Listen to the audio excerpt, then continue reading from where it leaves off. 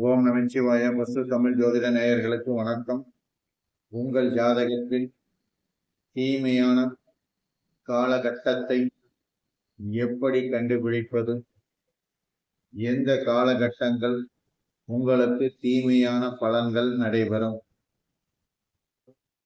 ஒருவருடைய ஜனன ஜாதகத்தில் தட்சிணாயன காலகட்டமான ஆடி முதல் மார்கழி வரை, அதாவது கடகம் முதல் தனுசு வரை என்னென்ன கிரகங்கள் அமர்ந்து இருக்கிறதோ அதனுடைய திசா புத்தி காலகட்டம் உங்களுக்கு சில தீமைகளை கொடுத்தே தீரும். அதனால் உங்கள் ஜாதகத்தை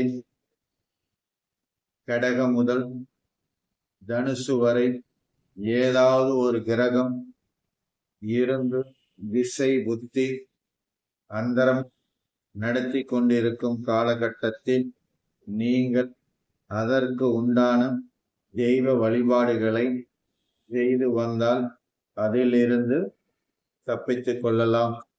என் இனிய பசு தமிழ் ஜோதிட நேயர்களே, என்னுடைய சேனலை சப்ஸ்கிரைப் செய்து கொண்டு பார்க்கவும்.